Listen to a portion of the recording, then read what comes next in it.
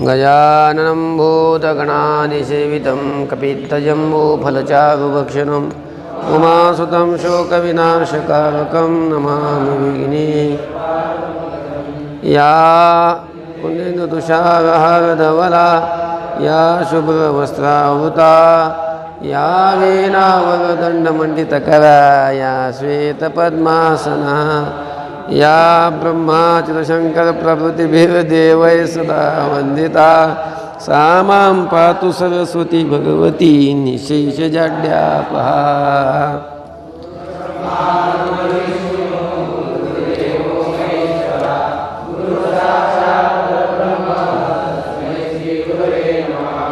नमामि सद्गुरुं शान्तं सच्चिदानन्दविग्रहं पूर्णब्रह्मपरानन्दमिश्रमानन्दवल्लभम्। अध्याय 12वा। अथ द्वादशोऽध्यायः। अर्जुन उवाच एवं सततयुक्ता ये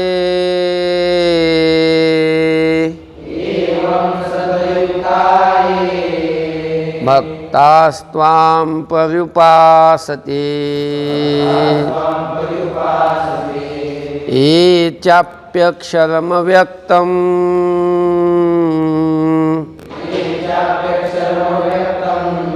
तेषां के योगवित्तमः।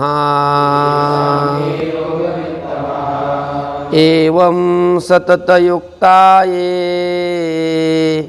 भक्तास्त्वां पर्युपासते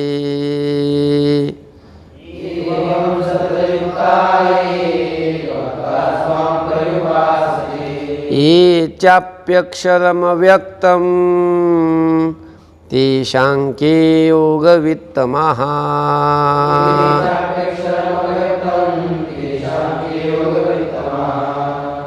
अर्जुनः उवाच एवं सततयुक्ताः ये भक्ताः त्वां पर्युपासते ये च अपि अक्षरम् अव्यक्तं तेषां के योगवित्तमाः। बघा 12वा अध्यायाला आरंभ होतोय। सुरुवातीला अर्जुनाने देवाला एक प्रश्न केलेला आहे। तो प्रश्न या पहिल्या श्लोकामध्ये अर्जुन उपस्थित करतोय। अर्जुनः उवाच, अर्जुन म्हणाला, काय म्हणाला अर्जुन? एवं, एवं म्हणजे अशा प्रकारे। वर सांगितल्याप्रमाणे 11व्या शेवटी सांगितलं ना, सततयुक्ताः ये सततयुक्ताः भक्ताः असं घ्यायचं। ये म्हणजे जे, ये म्हणजे काय? जे। सततयुक्ताः सतत निरंतर अखंड तुझं भजन पूजन करणारे भक्ताः असे जे भक्त आहेत। सततयुक्ताः भक्ताः सतत भजन पूजन करणारे तुझे भक्त। त्वां पर्युपासते तुझी उपासना करतात, तुझं ध्यान करतात। कळलं का? ये सततयुक्ताः भक्ताः त्वां पर्युपासते जे सतत तुझं भजन पूजन करणारे भक्त तुझं ध्यान करतात, तुझी उपासना करतात। च म्हणजे आणि, ये अपि आणि जे भक्त अजून दुसरे सुद्धा कसे? अव्यक्तम अक्षरम पर्युपासते जे अव्यक्त असणाऱ्या म्हणजे इंद्रियांना व्यक्त न होणाऱ्या, इंद्रियांना न दिसणाऱ्या अशा अव्यक्त रूपाची, अक्षर तत्वाची, अक्षर असणाऱ्या ब्रह्माची काय करतात? उपासना करतात। एक त्या सगुण रूपाला भजतात। वरच्या वेळी सांगितलेले कोणते आहेत? सगुणाला भजणारे आहेत। बघा अशा प्रकारे ये सततयुक्ताः भक्ताः। सततयुक्ताः भक्त म्हणजे काय? सतत तुझं भजन पूजन करणारे आहे की ना, सगुणाचं भजन पूजन करणारे असे तुझे भक्त। त्वाम पर्युपासते म्हणजे तुझ्या सगुण रूपाला काय करतात, भजतात. च आणि ये अपि आणि जे अव्यक्तम अक्षरम पर्युपासते असं घ्यायचं. अव्यक्त स्वरूपाला अक्षर परब्रह्माला काय करतात, भजतात म्हणजे तुझी उपासना करतात. तुझे अव्यक्त असणाऱ्या अक्षर परब्रह्मरूपाची जी उपासना करतात. मग ते शाम मग त्यांच्यामध्ये योगवित्तमाहा के योगवित्तमाहा किंवा के म्हणजे कोण, योगवित्तमाहा योग जाणणाऱ्यामध्ये श्रेष्ठ आहेत. त्यांच्यामध्ये श्रेष्ठ कोण आहे, सगुणाला बसतात ते श्रेष्ठ आहेत का अव्यक्त स्वरूपाला अक्षर परब्रह्माला बसतात ते श्रेष्ठ आहेत. समजतंय का? त्या दोघांमध्ये के योगवित्तमहा कोणते भक्त, योगवित्तमहा म्हणजे योगामध्ये श्रेष्ठ आहेत किंवा योग जाणणाऱ्यामध्ये श्रेष्ठ आहेत. कळलं? बघा अजून एकदा सांगतो. अर्जुन उवाच अर्जुन म्हणाला एवं अशा प्रकारे ये सततयुक्ता भक्ता जे सतत तुझं भजन पूजन करणारे भक्त आहेत ते त्वाम पर्युपासते तुला भजतात. च आणि ये अपि आणि जे सुद्धा जे अजून कसे आहेत, अव्यक्तम अक्षरम पर्युपासते अव्यक्त रूपाला अक्षर परब्रह्माला भजतात. तेषाम के योगवित्तमः त्यांच्यामध्ये योगवित्तम कोण आहेत म्हणजेच त्यांच्यामध्ये योग जाणणाऱ्यामध्ये श्रेष्ठ कोण आहेत. कळलं? त्यांच्यात श्रेष्ठ कोण आहे त्याचं उत्तर आता भगवान सांगतात. श्री भगवान उवाच मय्यावेश्य मनो ये मां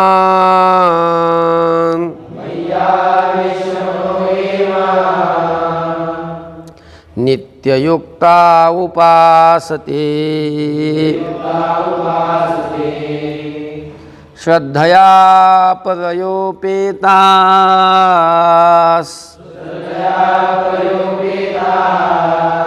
ते मे युक्ततमा मतः मय्यावेश्य मनो ये मां नित्ययुक्ता उपासते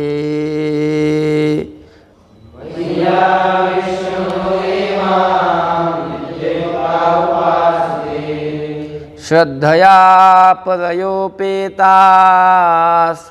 ते मे युक्ततमा मतः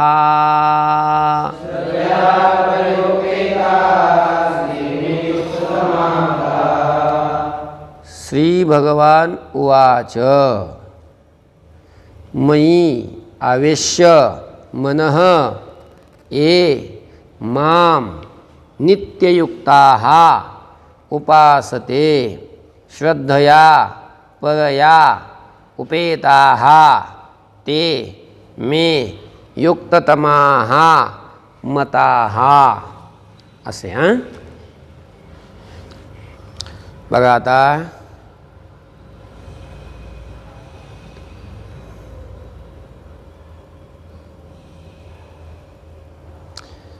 ये नित्ययुक्ताः किंवा अगोदर असं घ्या, ये नित्ययुक्ताः जे कसे सतत माझ्या भजना पूजनामध्ये काय आहेत, युक्त आहेत. ये नित्ययुक्ताः जे सतत अशा प्रकारचं माझे भजन पूजन करणारे आहेत. मग असे मनः मयी आवेश्य मन माझ्या ठिकाणी लावून माझ्या ठिकाणी मन लावून परया श्रद्धया उपेताः बसा बसा ठाणेकर महाराज परया श्रद्धया उपेताः श्रेष्ठ अशा प्रकारची जी श्रद्धा ते श्रद्धेनं युक्त होऊन नित्ययुक्ताः उपासते, सतत माझं भजन पूजन करणारे होऊन माझी काय करतात, उपासना करतात. मग ते असे जे ते भक्त आहेत म्हणजे सगुणाचे उपासना करणारे, मे म्हणजे मला युक्ततमाः मताः, मला श्रेष्ठ योगी म्हणून काय आहेत, मान्य आहेत. कळलं? म्हणजे भगवान सांगतात बघा, दोन प्रकारचे भक्त सांगितले, एक सगुणाची उपासना करणारे आणि दुसरे निर्गुणाची उपासना करणारे. जे सतत माझ्या सगुण रूपाचं भजन पूजन करतात आणि सतत भजन पूजन करणारे होऊन माझे काय करतात, उपासना करतात, असा एक भक्ताचा वर्ग आहे. दुसरा माझ्या अव्यक्त रूपाला, अक्षर रूपाला, परब्रह्म रूपाला भजणारे आहेत, ते निर्गुण रूपाची उपासना करणारे आहेत. आणि मग या दोघापैकी जे सतत माझं भजन पूजन करणारे आहेत आणि सतत भजन पूजन करणारे असून ते मन माझ्याच ठिकाणी लावतात आणि परमश्रद्धेनं युक्त होऊन मला काय करतात, भजतात, असे जे भक्त आहेत ते मे म्हणजे मला युक्ततमाः मताः म्हणजे श्रेष्ठ योगी म्हणून काय आहेत, मान्य आहेत. म्हणजे कोणते श्रेष्ठ झाले, निर्गुण रूपाला भजणाऱ्यापेक्षा सगुण रूपाची उपासना करणारे जे भक्त आहेत ते काय आहेत, श्रेष्ठ अशा प्रकारचे आहेत. नित्ययुक्त होऊन माझी उपासना करणारे म्हणजे सतत माझं भजन पूजन करणारे, मन माझ्या ठिकाणी लावतात आणि परमश्रद्धेनं माझी काय करतात, उपासना करतात, परमश्रद्धेनं युक्त होऊन माझी उपासना करतात, असे जे सगुण उपासक भक्त आहेत ते या दोघांमध्ये काय आहेत, श्रेष्ठ म्हणून मला मान्य आहेत. अजून एकदा सांगू का श्लोक बघा. श्री भगवान वाच, भगवान म्हणाले, ये नित्ययुक्ताः, जे सतत माझ्या भजन पूजनामध्ये युक्त असलेले, मनः मयी आवेश्य, मन माझ्या ठिकाणी लावून, प्रवेश करून, मनाचा माझ्या ठिकाणी प्रवेश करून म्हणजे माझ्या ठिकाणी मन स्थिर करून, परया श्रद्धया उपेताः, श्रेष्ठ अशा प्रकारची श्रद्धा त्या श्रद्धेनं युक्त होऊन माम उपासते, माझे काय करतात, उपासना करतात. ते मग असे जे भक्त आहेत ते म्हणजे कोणते, ते भक्त कोणते, ते सगुणाची उपासना करणारे, सगुणाचं रूपाचं ध्यान करणारे, ते मे म्हणजे मला युक्ततमाः मताः, ते श्रेष्ठ योगी म्हणून काय आहेत, मान्य आहेत.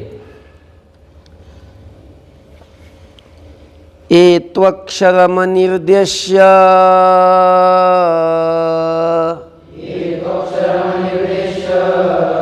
मव्यक्तं पर्युपासते, सर्वत्र गमचिन्त्यञ्च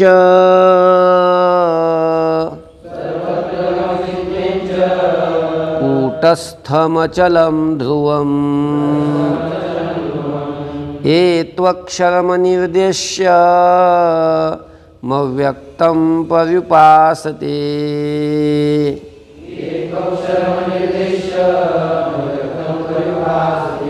सर्वत्र गमचिन्त्यञ्च कूटस्थमचलं ध्रुवम्.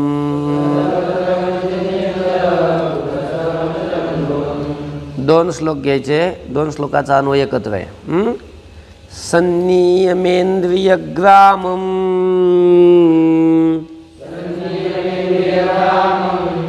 सर्वत्र समबुद्धयः ते प्राप्नुवन्ति मामेव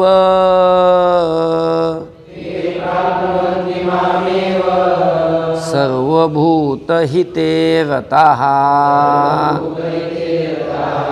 संनियमेन्द्रियग्रामं सर्वत्र समबुद्धयः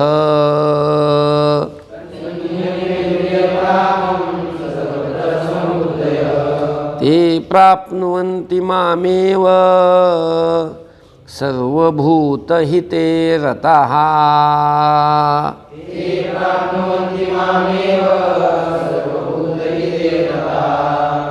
पदाच्छेद बघा. ये तू अक्षरम अनिर्देश्यम अव्यक्तम पर्युपासते सर्वत्र गम अचिंत्यम च कूटस्थम अचलम ध्रुवम संनियम्य इंद्रियग्रामम सर्वत्र समबुद्धयः ते प्राप्नुवन्ति माम एव सर्वभूतहिते रताः. आलं का? बघा आता ये तू घ्या अगोदर. तू तू पण तू म्हणजे काय? परंतु. ये म्हणजे काय? जे भक्त. कसले भक्त? आता चौथ्या श्लोकात जायचं. ते तू आणि ये हे दोन शब्द अगोदर घ्यायचे. तू म्हणजे परंतु, ये म्हणजे जे भक्त. कसे? सर्वत्र समबुद्धयः. सर्वत्र समबुद्धयः, सर्व ठिकाणी समबुद्धी असणारे, सर्व ठिकाणी समबुद्धी ठेवणारे. आता हे निर्गुण उपासक आहेत सगळे. सर्व ठिकाणी एकच परमात्मा आहे, तो समान आहे अशा प्रकारची बुद्धी ठेवणारे. सर्वत्र समबुद्धयः, सर्व ठिकाणी समबुद्धी असणारे. अजून सर्वभूत हिते रताः, सर्व भूतांच्या हितामध्ये रत असणारे. म्हणजे सगळ्या भूतांचं हित व्हावं, कल्याण व्हावं याच्यामध्ये प्रयत्नशील असणारे. कळलं का? सगळ्या भूतांच्या हितामध्ये रत असणारे. इंद्रियग्रामम संनियम्य, हे काय करतात? आपल्या इंद्रिय समुदायाला, आपली इंद्रिय आहेत ना, किती इंद्रिय आहेत? 5 आहेत का? अरे 5 कुठं? कुणी सांगितलं तुला? 11 इंद्रिय आहेत. पंच ज्ञानेंद्रिय, पंच कर्मेंद्रिय आणि 1 मन. मनाला पण काही इंद्रियच मानले ना. मग या इंद्रियांचं नियमन करतात आणि तेही कसं? संनियम्य, चांगल्या प्रकारचं नियमन करतात. आणि चांगल्या प्रकारचं नियमन करणारे हे निर्गुण उपासक आहेत. त्यांना इंद्रियाचं नियमन करावंच लागतं. इंद्रिय ग्रामम, इंद्रियाच्या समुदायाला संनियम्य, चांगल्या प्रकारचं नियमन करून मग काय करतात? ध्यान करतात. कुणाचं ध्यान करतात? मग त्याचं वर्णन करतात की जे तत्व कसं आहे? अनिर्देश्यम. आता वरच्या श्लोकात जायचं. कसं आहे ते? अनिर्देश्यम. अनिर्देश्यम म्हणजे ज्याचा नावाने सुद्धा निर्देश करता येत नाही. हे असं आहे, असं आहे किंवा तसं आहे असं ज्याच्याविषयी बोलता येत नाही. निर्देश ज्याच्याविषयी करता येत नाही अशा तत्वाचं ते ध्यान करतात. अजून ते तत्व कसं आहे? अव्यक्तम. ते इंद्रियांना दिसत नाही, इंद्रियांना कळत नाही. इंद्रियांना जी वस्तू कळते त्याला व्यक्त म्हणतात आणि जे इंद्रियांना विषय होत नाही त्याला काय म्हणतात? अव्यक्त म्हणतात. मग ते निर्गुण स्वरूप कसं आहे? व्यक्त आहे का अव्यक्त आहे? अव्यक्त. अशा त्या अव्यक्त स्वरूपाला सर्वत्र गम, जे सर्व ठिकाणी व्यापक आहे. सर्वत्र गम म्हणजे काय? सर्व ठिकाणी जे व्यापून आहे, सर्व ठिकाणी व्यापून असणाऱ्या. अचिंत्यम, मनाने ज्याचं चिंतन करता येत नाही अशा. कळलं का? अचिंत्य असणाऱ्या. कूटस्थम. कूटस्थम म्हणजे कूट म्हणजे आयरण, आयरणीप्रमाणे जे निर्विकार आहे, विकार रहित असणाऱ्या. ते निर्गुण रूप कसं आहे? विकारी आहे का अविकारी आहे? अविकारी आहे. ते अविकारी असणाऱ्या. अचलम, जे आपल्या स्वरूपापासून काय होत नाही, कधीच विचलित होत नाही अशा अचल असणाऱ्या. ध्रुवम म्हणजे नित्य असणाऱ्या. ध्रुव शब्दाचा अर्थ काय? नित्य असणाऱ्या. अक्षरम, दिसलं का? अक्षरम कुठे आहे? ये तू अक्षरम आहे ना. अक्षर असणाऱ्या परब्रह्माला काय करतात?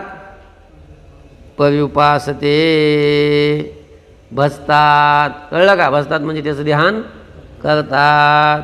मग ते आता 4थ्या श्लोकात यायचं खाली ते दिसलं का. मग असे त्या निर्गुण रूपाला भजणारे ते भक्त मामेव प्राप्नुवन्ति ते सुद्धा मलाच प्राप्त होतात. बघा काय सांगितलं, नीट विषय ध्यानात घ्या. अगोदर अर्जुनाने प्रश्न केला, देवा जे तुझ्या सगुण रूपाचं सतत ध्यान करणारे, तुझं भजन करणारे, पूजन करणारे असे एक तुला भजतात, दुसरे एक तुझ्या अव्यक्त स्वरूपाला बसतात. मग त्यांच्यामध्ये या दोघांमध्ये श्रेष्ठ कोण आहे हा अर्जुनाने प्रश्न केला. मग भगवंताने सांगितलं, अरे अर्जुना जे सतत माझं भजन पूजन करणारे आहेत ते माझ्या ठिकाणी मन लावून परमसज्ञाने युक्त होऊन माझ्या जे सगुण रूपाला बसतात ते श्रेष्ठ आहेत असं मला मान्य आहे. आणि मग जर सगुण रूपाला बसणारे ते जर श्रेष्ठ हे दुसऱ्या श्लोकात सांगितलं भगवंतानी अर्जुनाला. मग 3ऱ्या श्लोकात आणि 4थ्या श्लोकात सांगतात की अरे बाबा जरी ते श्रेष्ठ असले, मग जे निर्गुणाची उपासना करतात, जे निर्गुण रूपाला बसतात, अव्यक्त रूपाला, अक्षर रूपाला, निर्विकार असणाऱ्या रूपाला म्हणजेच निर्गुणाला बसतात, ते सुद्धा मलाच प्राप्त होतात. ते का दुसरीकडे जातात असं नाही, त्यांना काही दुसरी गती प्राप्त होते असं नाही, ते पण मलाच प्राप्त होतात. अलग लक्षामध्ये, कारण अर्जुनाला वाटेल ते श्रेष्ठ आहे म्हणजे हे काही कामाचे नाही असं वाटेल ना.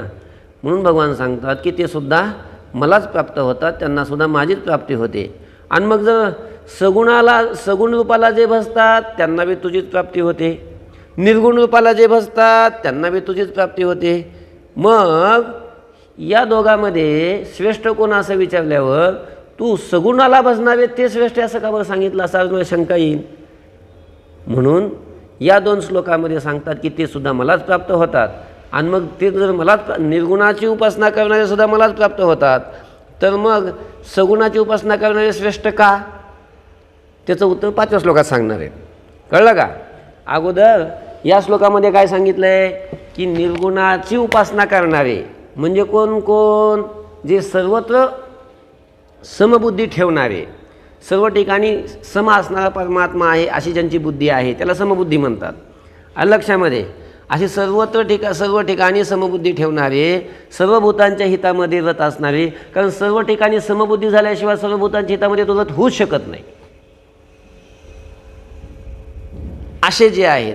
मग ते आपल्या इंद्रियाचं नियमन करून अनिर्देश्य असणाऱ्या, ज्याचा निर्देश करता येत नाही अशा माझ्या रूपाला, अव्यक्त रूपाला, अचिंत्य रूपाला, हे का नाही, कुटस्थ म्हणजे निर्विकार रूपाला, अचल रूपाला म्हणजे स्वरूपापासून कधी विचलित होत नाही अशा नित्य असणाऱ्या माझ्या अक्षर परब्रह्म रूपाला जे भजतात ते माम एव प्राप्नुवन्ति, ते मलाच काय होतात प्राप्त, ते सुद्धा मलाच प्राप्त होतात. हे या श्लोकामध्ये सांगितलं. बघा श्लोक नीट बघून घ्या. अजून एकदा पूर्ण श्लोकाचा 2 श्लोकाचा अनुभव सांगतो.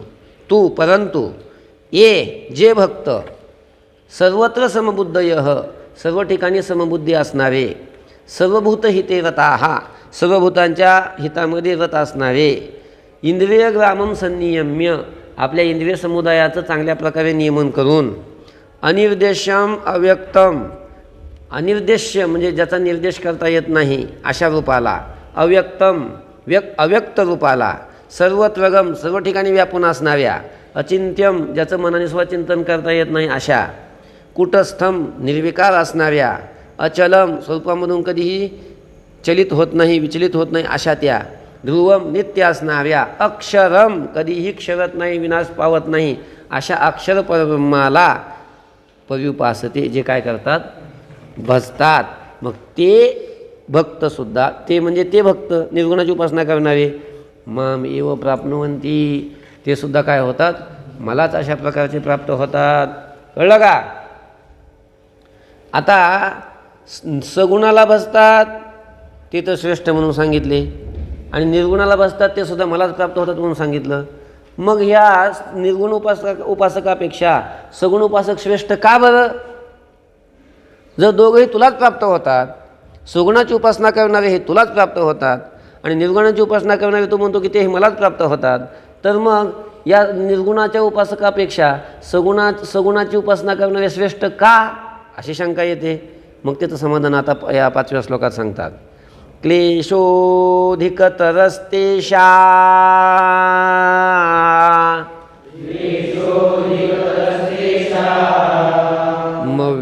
अव्यक्तासक्तचेतसाम्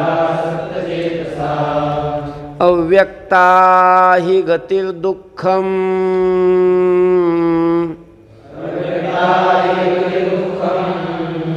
देहवद्भिरवाप्यते क्लेशोऽधिकतरस्तेषामव्यक्तासक्तचेतसाम् दीर्घ आहे का तिथं? ह्रस्व इकार आहे. क्लेशोऽधिकतरस्तेषा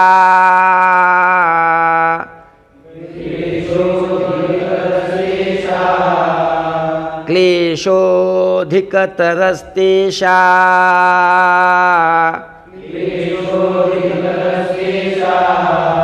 मव्यक्तासक्तचेतसा अव्यक्ता हि गतिर्दुःखम्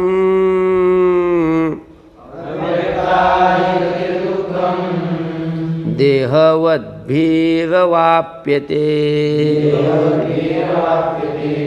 क्लेशोऽधिकतरस्तेषामव्यक्तासक्तचेतसाम्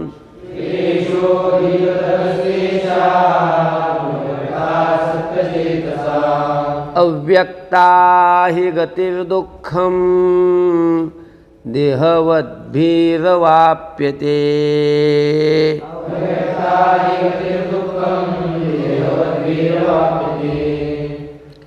क्लेशः पदाच्छेद बघा. क्लेशः अधिकतरः तेषाम् अव्यक्तासक्तचेतसाम् अव्यक्ताः हि गतिः दुःखं देहवद्भिः अवाप्यते. अलगा अव्यक्ता हा नाही, अव्यक्ता. इकारान आपलं आकारांत स्त्रीलिंगी रूप आहे ते. अव्यक्ता गतीही. लक्षात बघा. आता अन्वयार्थ बघा. आता त्या दोन उपासकामध्ये सगुण उपासक श्रेष्ठ का आणि निर्गुण उपासक श्रेष्ठ का नाही त्याचं कारण सांगतात. काय कारण आहे? अव्यक्तासक्तचेतसां तेषां क्लेशः अधिकतरः. ऐका, निर्गुण उपासकालाही ब्रह्मगतीच प्राप्त होते, परमात्मगतीच प्राप्त होते. म्हणजे भगवान सांगतात ते मलाच प्राप्त होतात. आणि सगुणाची उपासना करणारे ते सुद्धा कोणाला प्राप्त होतात? मलाच प्राप्त होतात. पण फल दोघाला एक जरी असलं, पण ज्यांचं चित्त कशात आसक्त झालेलं आहे? अव्यक्त स्वरूपामध्ये. कोणत्या? अव्यक्त स्वरूप म्हणजे कोणतं? निर्गुण स्वरूप. निर्गुण स्वरूपाची उपासना करण्यामध्ये ज्यांचं चित्त आसक्त झालेलं आहे अशा त्यांना म्हणजे निर्गुण उपासकांना क्लेशः अधिकतरः, त्यांना क्लेश अधिक भोगावे लागतात. साधन कालामध्ये त्यांना दुःख अधिक भोगावं लागतं. काय असतं? फल एकच आहे शेवटी. फल काय आहे? जसं समजा आता पंढरपूरला जायचं आहे. मग पंढरपूरला जाणाऱ्याला बैलगाडीत बसला आणि बैलगाडीत बसून गेला. बैलगाडीत बसून जाणाऱ्याला सुद्धा काय ते फल काय आहे? पंढरपूरला जाणार आहे तो पंढरपूरची प्राप्ती होणारच आहे. आणि एक जण रेल्वेत बसून गेला, दोघाला काय आहे? पंढरपूरची प्राप्ती होणार आहे. पण रेल्वेत बसणाऱ्याच्या पोटातलं पाणी हलत नाही. मग आता एक डांबरी रस्ते झाली, मग पूर्वी असे खड्डे असायचे, खड्ड्यात दन गाडी आदळायची. मग असे आदळत आपटत पंढरपूरला जावं लागायचं. दोघं कुठं जातात? पंढरपूरला जातात. पण बैलगाडीत बसून जाणारे सुखरूपाने जातात का रेल्वेत बसून जाणारे सुखरूपाने जातात? होय ठाणेकर? रेल्वेने जाणारे सुखरूप जातात की नाही, तसं आहे. दोघांनाही शेवटी फलप्राप्ती एकच आहे, भगवत प्राप्तीच आहे, परमात्मा प्राप्तीच आहे. परंतु सगुण उपासकांना जी परमात्मा प्राप्ती होते ते सुखानं, आणि निर्गुण उपासकांना जी भगवत प्राप्ती होती, परमात्मा प्राप्ती होती, ती कशी? कष्टानं. एवढा भाव आहे. आणि साधन कालामध्ये त्यांना कष्ट जास्त असल्यामुळं त्यांच्यापेक्षा सगुण उपासक श्रेष्ठ आहेत म्हणून सांगितलेलं आहे. कळलं का? फल दोघांना एकच आहे, फक्त साधनात त्यांना कष्ट जास्त आहे. बघा, अव्यक्तासक्त चेतसाम, दिसला का शब्द कुठे आहे? अव्यक्त स्वरूपाच्या ठिकाणी ज्यांचं चित्त काय झालेलं आहे? आसक्त झालेलं आहे. ते शाम, त्यांना क्लेशः अधिकतरः, क्लेश म्हणजे काय? दुःख. त्यांना दुःख अधिक असतं.